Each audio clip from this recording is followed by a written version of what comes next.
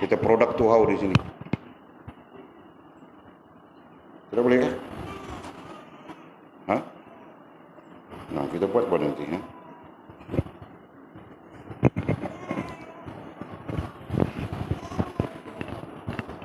Nah, apa aku tanya tadi?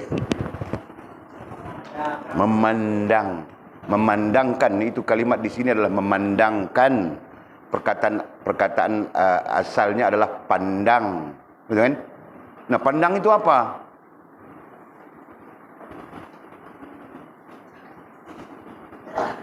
Nah, kamu orang asyik kantui saja kau tu. Buat ku geram tu. Nah, Walid ajar kamu orang ada dua versi bah, kalau kamu orang cekap ya, cerdas ya. Satu, pandang yang datang dari yang kita sebut pandangan kemudiannya, yang datang dari pemikiran, yang datang dari akal. Nah, itu kan? Nah, itu satu sisi. Nah, sisi lain ada juga pandang itu, cuma kalimatnya lain saja. Apa? Musyahadah dan mukasyafah. Bukan ku tidak ajar buat semua kan? Dah ku ajar semua orang. Kamu orang saja tidak mau ingat. Kenapa kamu orang tidak ingat? Yang mau menikah kah? Biasanya kita tidak kuat mengingat kerana kita mau menikah, apa? Perlu menikah, tahu tak? Nah, datang sudah dia punya ram. Nah, itu jam mau ingat apa pun susah. Nah, jadi kita pun tidak akan ingat mau menikah. Nah, selepas menikah baru ingat, mungkin. Nah, jadi kamu orang pikir mau menikah kah? Ha? Siapa yang pikir mau menikah? Kasih tahu bah. Makil, okey, bagus. Jol, kau pun pikir juga, Jol? Pikir juga, okey, dua. Anjung pun pikir juga walaupun dia tidak sebut. Tiga orang lelaki pikir mau menikah. Nah, kamu orang perempuan tidak pikir. Kalau tidak pikir, kenapa kamu orang tidak ingat? Banyak hal kamu orang tidak ingat. Itu tidak ingat, ini tidak ingat, itu tidak ingat, ini tidak ingat. Ha? Walid tidak mau main rotan, bah. Bila Walid mula main rotan, hari-hari Walid rotan saja. Kamu orang tahu kah?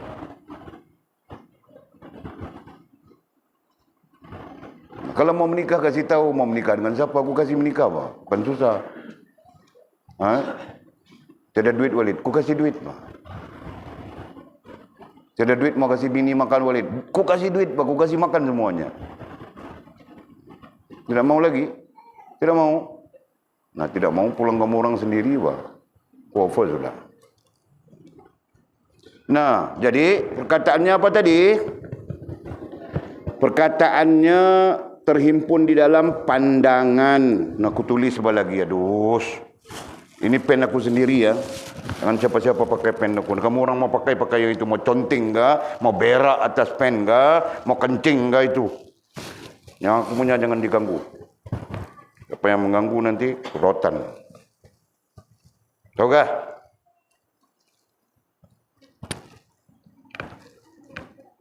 Mau mengajar pun kena ada sendiri punya. Ekal ni tak jaga pen.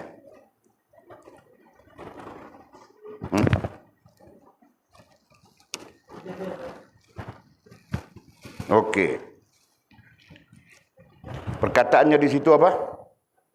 Memandangkan ya. Memandangkan.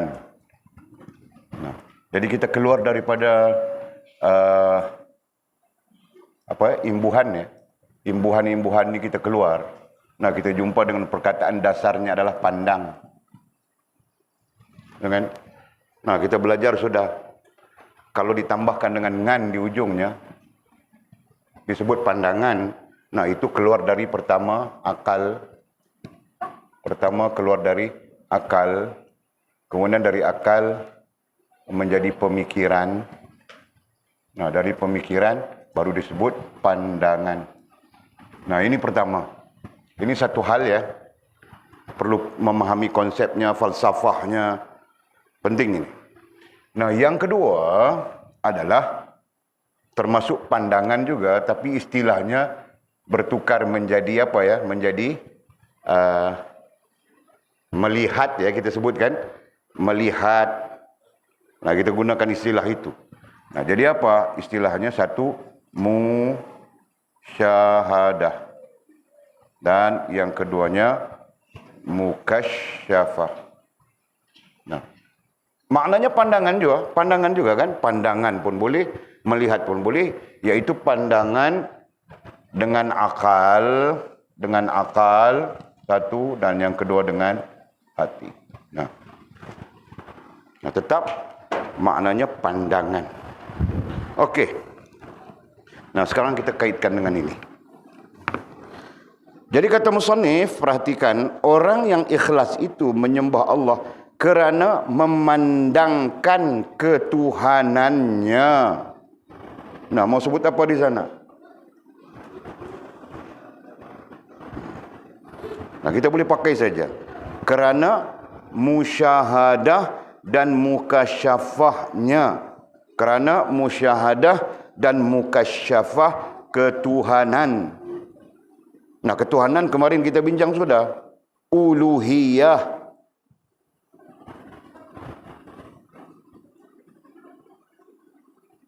Itu kan? Jadi orang yang ikhlas itu menyembah Allah kerana memandangkan. Nah, perkataan memandangkan itu adalah satu, kita sebut pandangan juga boleh. Sebab pandangan itu lebih kepada apa yang dilontarkan, gitu kan? Nah, yang tepat adalah musyahadah dengan mukasyafah. Memandangkan, musyahadah dengan mukasyafah. Nah, musyahadah itu apa? Sila.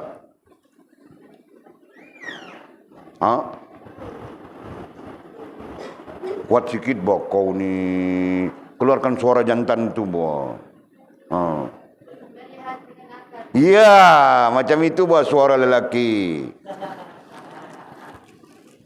Kau ketawa-ketawa saja. Kenapa? Nanti ku suruh kau keluar suara perempuan baru kau tahu. Okey. Nah, mukasyafah atul.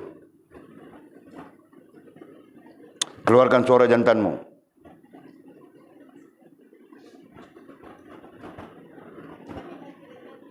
Nah, bilang melihat dengan hati atul bilang. Nah, jadi itulah mereka menyembah Allah. Orang-orang yang ikhlas itu menyembah Allah kerana mereka melihat dengan akal, kerana mereka melihat dengan hati akan ketuhanan. Akan ketuhanan. Apa di situ? Hak-hak ketuhanan. Nah, istilahnya kita gunakan istilah hak-hak ketuhanan. Hak-hak ketuhanan itu apa? Rububiyah, uluhiyah, dan daripada sisi kita adalah ubudiyah. Itu. Jadi orang-orang yang ikhlas, mereka menyembah Allah Subhanahu wa taala kerana mereka melihat dengan akal, mereka melihat dengan hati, kan? Melihat dengan akal, melihat dengan hati hak-hak ketuhanan. Jelaskah? Nah, jadi hak-hak ketuhanan itu apa? Nah, kita masukkan istilah hak ya di situ. Jangan ketuhanan saja ya, kerana ketuhanan saja adalah uluhiyah. Nah, apabila kita memasukkan istilah hak-hak ketuhanan, nah itu meliputi semua. Nah, mereka nampak, mereka melihat dengan akal, mereka melihat dengan hati rububiyah Allah Subhanahu wa taala yang Maha Pencipta, Maha Pemilik, Maha Pentadbir. Dan mereka melihat juga uluhiyah Allah Subhanahu wa taala dengan akal dan hati mereka. Ya kan? Yang mana Allah Subhanahu wa taala memberikan kepada kita melalui syariatnya iman, Islam dan ihsan dan sebagainya. Kan? Faham tak? Nah, mereka melihat. Nah, itu perbezaan di antara si mukmin, orang-orang mukmin dengan orang-orang yang mempunyai kefasikan, mempunyai kemunafikan, mempunyai kesyirikan dalam diri. Itu perbezaannya. Faham tak? Nah, orang-orang mukmin mereka melihat begitu. Mereka melihat ketuhanan Allah Subhanahu wa taala. Mereka melihat hak ketuhanan. Berbanding dengan orang yang syirik. Orang yang syirik mereka tidak melihat hak ketuhanan sekalipun seperti dia melakukan ibadat. Sama saja dengan orang-orang munafik. Nah, mereka tidak melihat hak ketuhanan sekalipun mereka melakukan ibadat-ibadat, kan? Nah, sama saja keadaan-keadaan fasik. Jadi yang membezakan di sana adalah melihat atau tidak melihat hak ketuhanan. Melihat dengan, kita bilang dasarnya tadi adalah musyahadah dan mukasyafah atau tidak. Nah, itu jelaskan. Jadi namanya orang beriman mengikuti tuntutan keimanan itu, semestinya mereka akan belajar sehingga musyahadah akalnya, sehingga musyahadah hatinya. Nah, musyahadah akal, musyahadah hati itu tersimpul dalam satu perkataan saja, Pak. Terhimpun dalam satu perkataan saja, Pak. Faham, terhimpun dalam satu perkataan faham. Yang lain mengatakan terhimpun dalam satu perkataan yakin. Itu saja, Pak. Nah, kau tidak faham, macam mana kau mau yakin? Kau meyakini sesuatu yang kau tidak faham, itu adalah pembohongan. Kan? Nah, yang setiap yang namanya keyakinan mesti datang daripada kefahaman. Itu. Jelas, Jul? Nah, sekarang kita dapat perbezaan sudah. Orang-orang yang ikhlas itu menyembah Allah kerana memandangkan musyahadah dan mukasyafah hak ketuhanan. Jadi kita sekarang mau macam mana? Nah, kalau kita mau menjadi orang yang ikhlas, nah kita mesti berusaha untuk mencapai yang kita sebutkan tadi, musyahadah dan mukasyafah, supaya kita boleh melihat hak ketuhanan itu.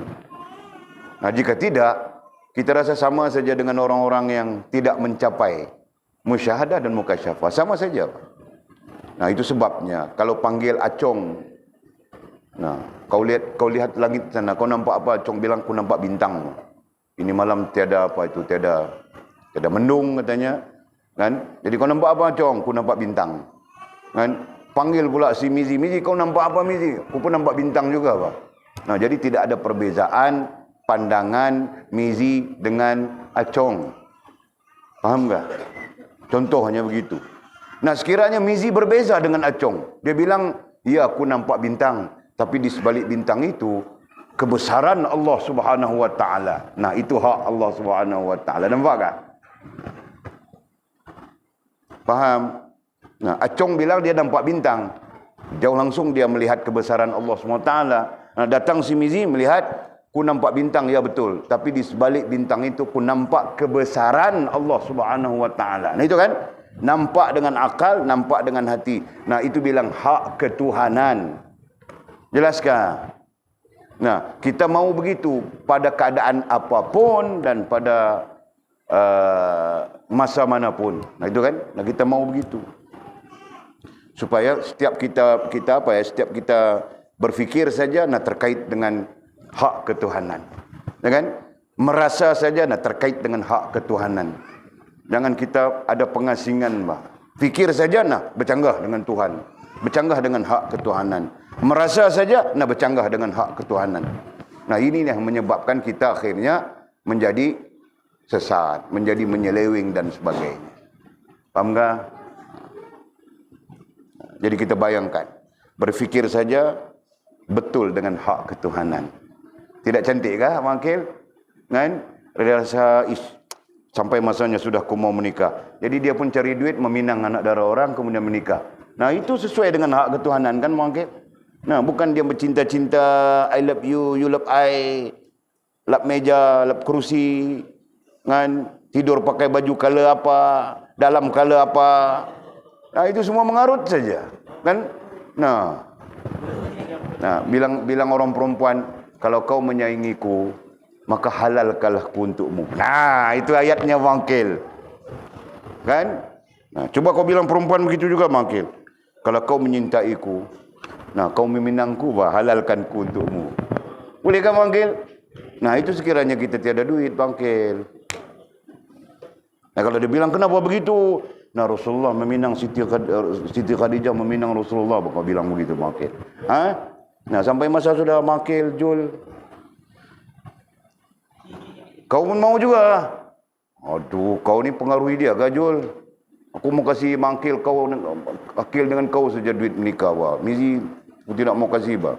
Bagi dia belajar dulu, ha? Nah, faham ke itu?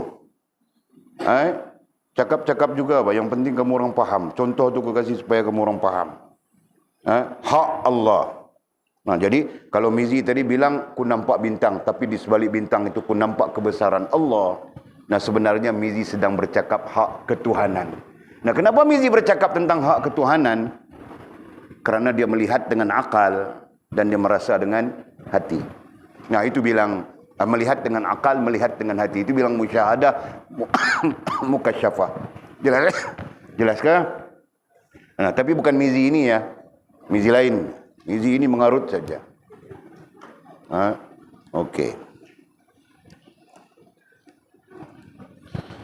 Kerana sememangnya dia sahaja yang patut disembah. Sememangnya, apa istilah lain bagi sememangnya? Sepatutnya, ya kan? Nah, kerana sememangnya, sepatutnya dia, Allah. Dia, Allah sahaja yang patut disembah. Nah, itu kita belajar sudah. Yang lain tidak layak disembah. Kan? Yang lain walaupun datang dengan nama ketaatan, tertakluk kepada perintah Allah Subhanahu wa taala. Betul kan? Nah, bukan sembah, ketaatan saja, taat kepada ibu bapa misalnya. Datang dengan perintah Allah Subhanahu wa taala. Nah, jika tidak dengan perintah Allah, maka kita pun tidak boleh taat. Gitu kan? Kenapa? Kerana hakikat ketaatan yang kita simpulkan dalam sembahan itu hanya pada Allah Subhanahu wa taala. Nah, jelas sudah begitu. Isteri mentaati suami. Nah, kerana apa? Kerana perintah Allah Subhanahu wa taala. Bukan kerana suami itu mengambil tempat Tuhan, bukan. Fahamkah? Nah, itu. Jangan suami mentaati isteri, bah. Kan? Melainkan kepada perkara-perkara yang hak. Nah, kau tidak pandai mengaji, isteri kau bilang, kau kena belajar, bang. Aku mau masuk syurga denganmu. Jangan nanti ku masuk syurga, ku dapat di dalam syurga nikmat, nah kau masuk neraka, dia bilang.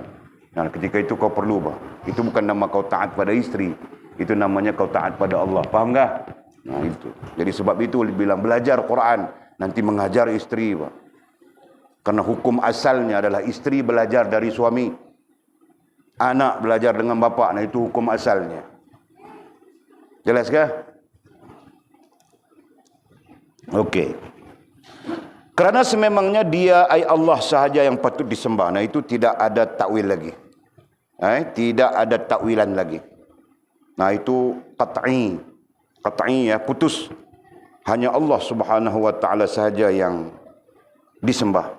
Dan tidak ada Tuhan selain Allah. Nah, itu semuanya kita lafazkan dalam kalimah syahadah.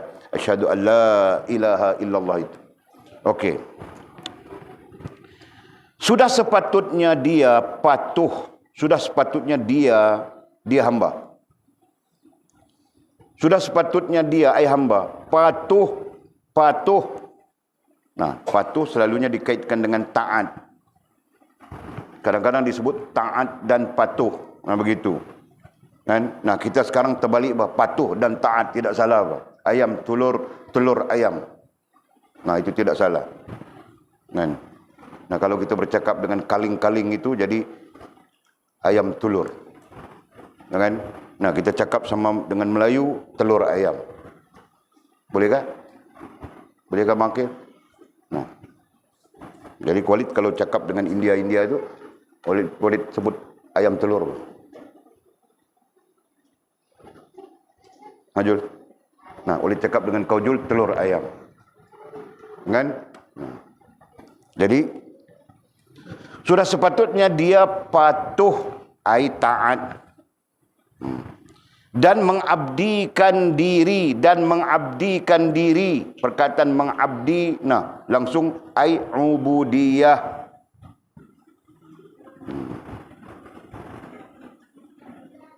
Nah, ubudiyah itu lebih sempurna, ya. Dan mengabdikan diri ubudiyah kepada Allah yang mengontrol segala-galanya. Yang mengontrol. Nah, itu istilah Melayu, mengnya Melayu, ngontrolnya Indonesia. Asalnya adalah orang putih, Pak. Kontrol itu perkataan asalnya. Kan? Ngon di Indonesia dibilang ngon. Ngontrol, itu Indonesia. Kan? Melayu pinjam jadi tambah me saja. Mengontrol. Nah, 3 bahasa kita belajar semua. Jadi mengontrol itu apa? Mengawal itu apa? Nah, rububiyah. Jelas-jelas sudah di situ, Pak. Sudah sepatutnya, sewajarnya dia, hamba patuh, taat dan mengabdikan diri, ubudiyah kepada Allah yang mengontrol segalanya, atau kita sebut yang bersifat dengan rububiyah. Nah, sebab itu dia mengontrol, Pak. Kenapa? Kerana dia bersifat dengan rububiyah. Nah, apa sifat rububiyah itu, Fas?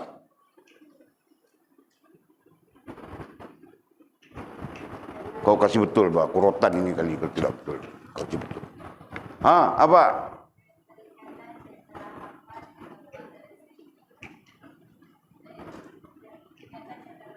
Maggi apa? Kau sebut Maggi saja.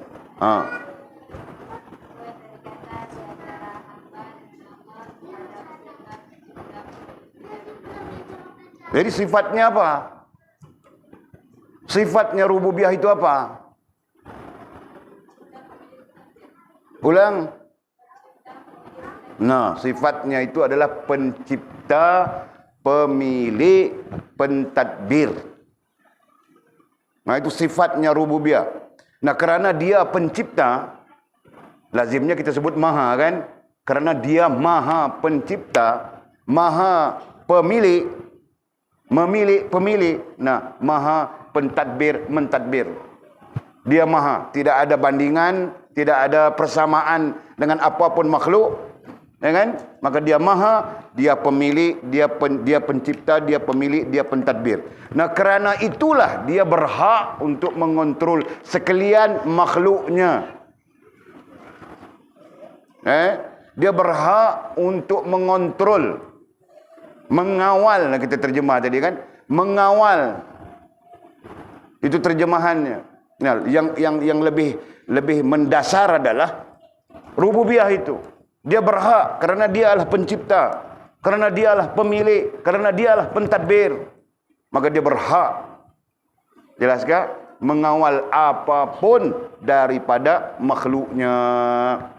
Nah, ini juga bermunculan daripada ilmu tauhid kita bincangkan. Kerana dasar ilmu tauhid itu perbincangannya 2 perkara saja. Betul?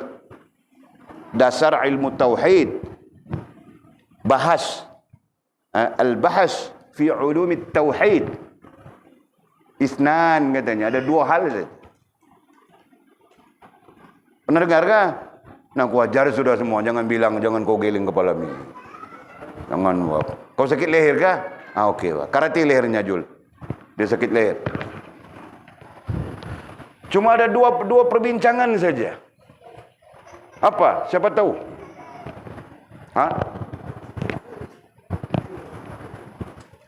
Ilmu tauhid ada 2 perbincangan saja. Ilmu fiqh yang banyak. Nah, sebab itu kita boleh sebut sudah ilmu tauhid ini cuma mungkin 15% saja ilmunya.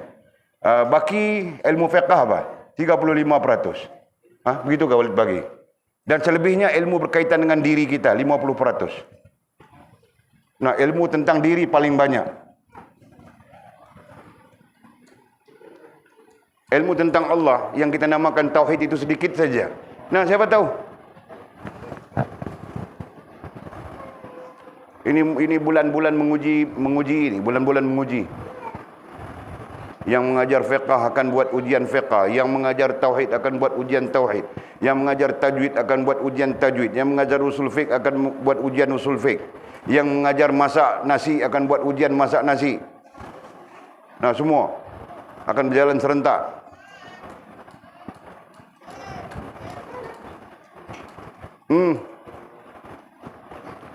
Kamu orang ni kalau tidak rotan nampak makin menjadi-jadi ya. Rotan ni dibuat oleh Anjung. Anjung sudah jampi siap di rotan ini, jangan rotan dia.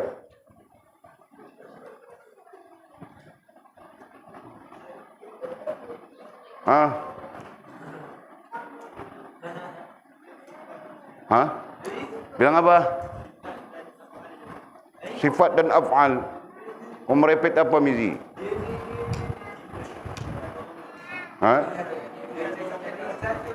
Nah, kamu orang merapu saja, bawa. Itu ku geram itu. Ku ajar, lepas tu merapu. Siapa? Nah, baru kalang kabut cari nota. Nah, nota itu perlu baca dari awal sampai habis, baru kau jumpa. Itu ku geram macam mana mau buat kamu orang ni. Kita pisahkan, duduk penjuru sana seorang, tepi pagar sana kita buat apa ya? Kita buat rumah macam orang asli tu, yang kecil-kecil pakai daun-daun kan. Nah, fas ujung sana sekali. Sofia di tengah situ. Sebelah sana kita boleh buat 6 orang duduk. Jauh-jauh, jangan duduk dekat-dekat. Sebelah situ kita bagi 2 orang, 3 orang lagi. Jangan duduk dekat-dekat. Boleh tak? Nah, kita panggil semua segala jin apa yang dalam hutan-hutan itu teman kamu orang. Biar apa? Malam-malam histeria, kita biar saja. Geram sudah. Farah Izzati, jawab. Dasar kepada ilmu tauhid 2 hal saja. Nah, kau pun orang Sabah juga.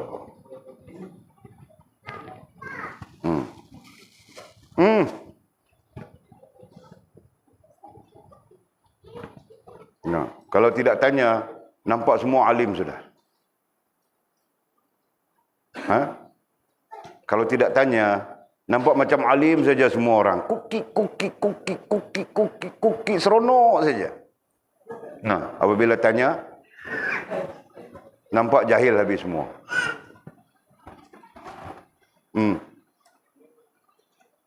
Nah, baru kelang kabut mau cari nota. Tengok. Padahal pelajaran ini pelajaran tahun pertama, semester pertama. 2 perkara saja. Satu tentang Khalik dan kedua tentang makhluk. Nah, siapa yang mau dakwah tidak belajar lagi? Ada siapa di antara kamu orang yang mau mendakwah tidak belajar lagi?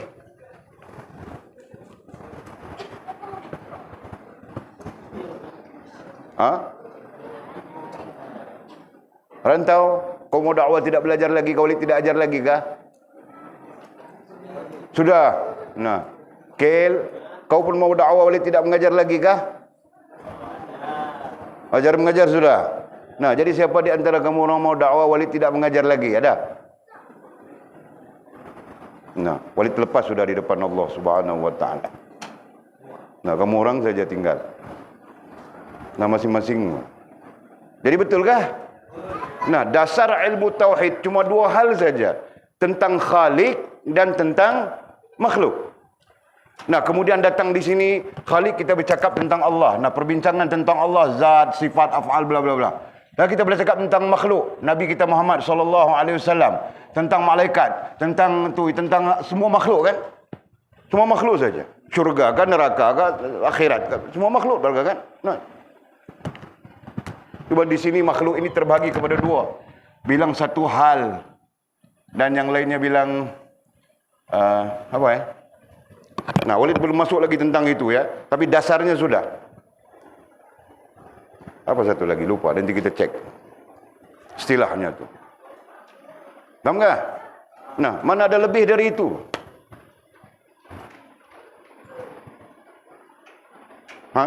Ada lebih? Nah, kalau perlu bayar RM2, nah boleh dapat malam ni 2, 4, 6, 8, 10, 12. Malam ni boleh dapat RM20 sudah. Untuk satu soalan saja. Tahu tak? Okey. Jadi tentang apa tiba-tiba kita keluar isu ni?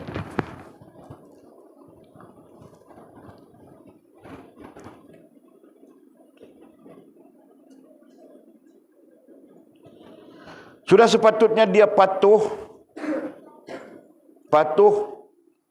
taat dan mengabdikan diri, ubudiyah kepada Allah yang mengontrol segala-galanya. Ya kan? Di situ tadi kan kita. Nah, kemudian kita bilang tentang Allah Maha mengontrol. Kenapa Allah Subhanahu wa taala mengontrol, mengawal segala-galanya? Kerana dialah pencipta, dialah pemilik dan dia pentadbir. Nah, itu termasuk di dalam hak Allah Subhanahu wa taala. Dalam istilah Arabnya bilang al-huquq minal haqa'iqillahi subhanahu wa ta'ala. Hak-hak Allah Subhanahu wa taala. Nah, yang perlu kita pegang, perlu beriktikad dengannya.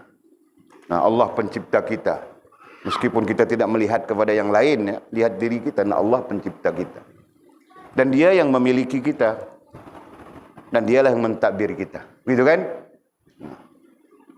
Jadi kita tidak memiliki kita. Allah mencipta kita. Kita tidak memiliki kita. Nah, Allah yang memiliki kita. Kita pemilik Allah. Kita dimiliki oleh Allah Subhanahu wa taala. Nah, apa dalil akalnya? Apa dalil akalnya? Yang Allah Subhanahu wa taala pemilik kita. Pemilik diri kita. Apa dalilnya? Dalil akal.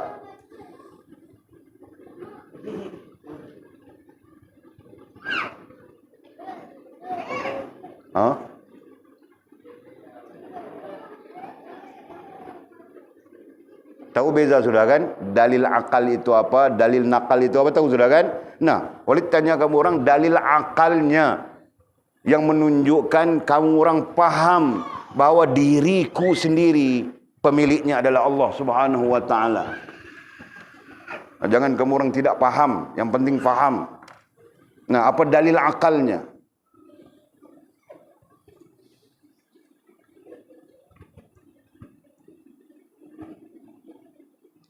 Aduh. Ini pun mau mengambil masa sampai setengah jam. Nah, rantau. Apa dalil akal yang menunjukkan pada fahammu, yang menunjukkan Allah pemilik kepada dirimu sendiri. Nah, belum cakap orang lain, dirimu sendiri supaya kau paham itu. Nah, apa dalil akalnya?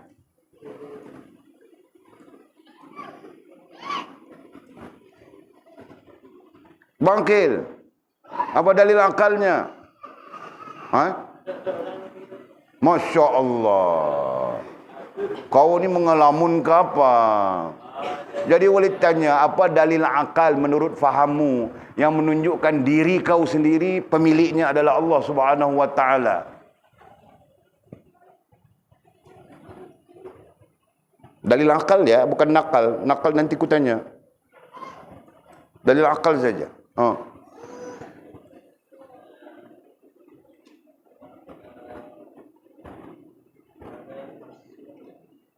Kau mau merepet apa? Sebagai makhluk, saya perlu makan sambal belacan. Nah, itu merepet saja. Mimi. Jangan nangis ya, aku derka. Okey. Apa dalil akal yang menunjukkan diri kau sendiri itu milik Allah Subhanahu wa taala?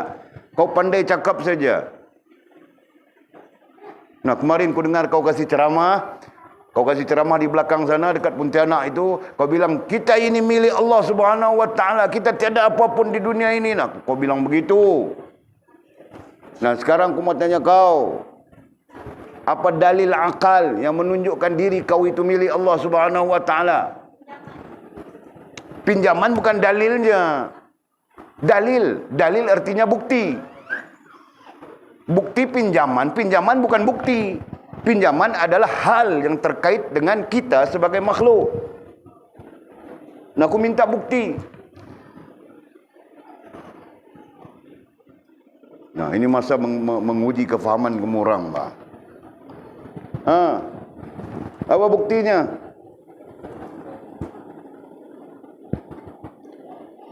Farah Izzati, apa buktinya?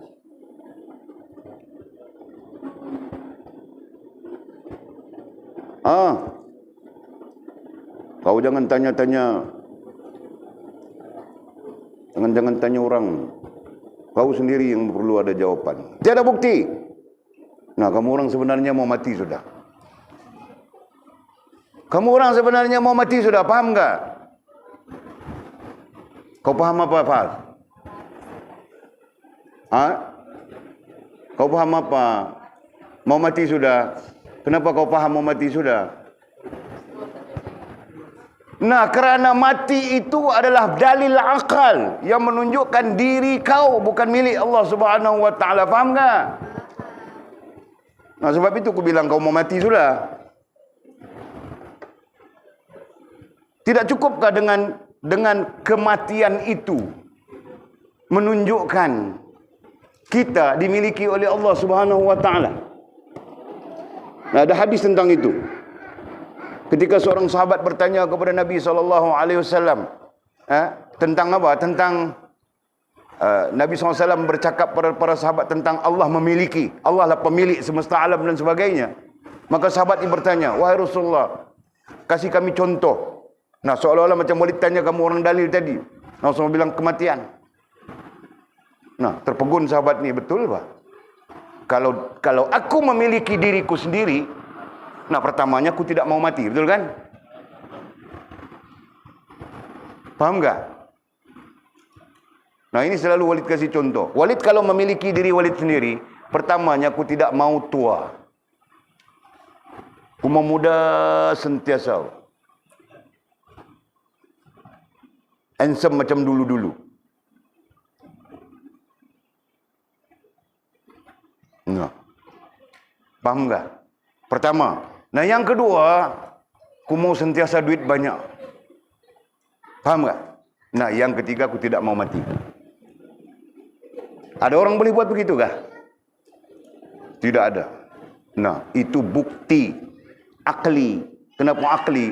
Nah, kita sentiasa lihat, kan? Walaupun ada naklinya, tapi Walid tanya akli tadi kerana kita sentiasa melihatnya, mendengarnya. Tidak ada orang yang namanya manusia yang kekal. Meninggal dia, mati dia, pulang dia kepada Allah Subhanahu wa taala.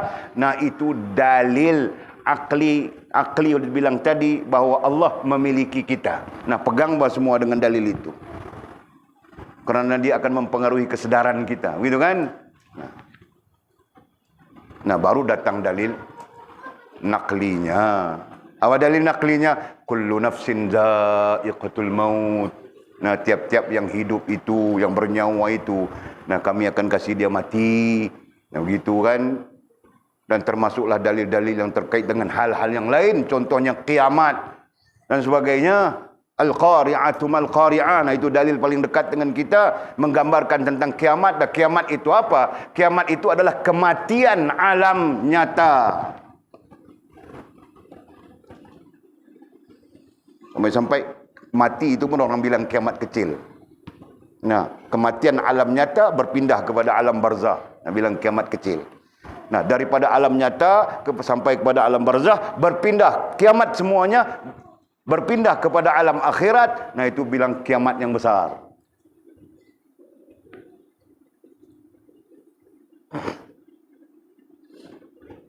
Jelas kan? Nah, jangan kau sampai tidak sedar. Waduh. Padahal mati itu dekat saja dengan kita. Kan Mizi kan? Nah, Mizi kadang-kadang dia sedar, kadang-kadang dia tidak sedar. Tapi banyak keadaan tidak sedar langsung. Jadi sedar-sedarlah Mizi. Sedar-sedar kita semua. Nah, mati itu adalah dalil, bukti Allah memiliki kita. Dah sudah tentu Allah mentadbir kita. Allah mentadbir apa yang dia miliki. Seperti kita juga kan? Bukan sama Allah dengan kita. Kita ini makhluk sifatnya. Allah maha sempurna, maha suci daripada sifat-sifat makhluk. Tetapi bandingan pelajaran bagi kita, ilmu bagi kita. Nah, jika kita memiliki sesuatu, maka kita mentadbir dia kan? Begitu kan? Nah, nanti kau punya istri. Istri mentadbir kau atau kau mentadbir istri? Kita mentadbir isteri kan. Nah ketika itu salah bah kalau kau ikut cakap isteri saja. Bang, ini malam kita pergi Tesco. Mana boleh ini malam mau mengaji ni. Jom kita mengaji bah. Tesco, mengaji, Tesco. Nah kalau mau pergi Tesco kau pergi komunikasi orang lagi. Gitu kan. Ini cakap mau menikah pun kau takut saja. Mana? Ha?